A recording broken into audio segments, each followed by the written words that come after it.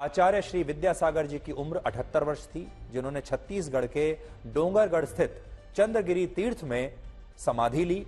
और ऐसा बताया जा रहा है कि उन्हें पहले ही देह त्यागने का आभास हो गया था, इसलिए उन्होंने 3 दिन पहले ही अन्न और जल का त्याग करके मौन व्रत धारण कर लिया था। और इसी त्याग को हम सल्लेखना विधि कहते हैं। सल्लेखना शब्द 2 शब्दों से बना है और ये हैं सत और लेखन, जिनका अर्थ होता है अच्छाई का लेखा जोखा। ये जैन धर्म की एक पवित्र प्रथा है जिसमें स्वेच्छा से बिना शोक, कष्ट और दुख के मृत्यु को स्वीकार किया जाता है। और आचार्य श्री विद्यासागर जी ने बिल्कुल ऐसा ही किया। आचार्य श्री विद्यासागर जी का जन्म वर्ष 1946 में कर्नाटक में हुआ था और वो विद्याधर से विद्यासागर बने थे।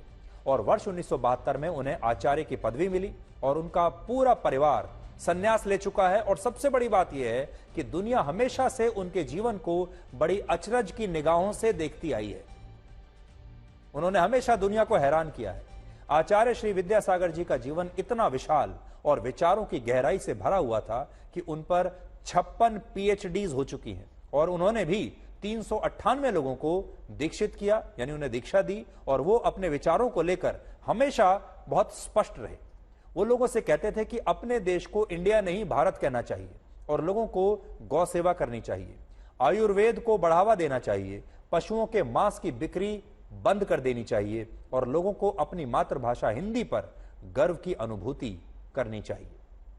और एक बार उन्होंने ये भी कहा था कि अगर संस्कृति और धर्म को बचाना है तो इंडिया को अपने प्राचीन गौरव के साथ भारत बनना होगा।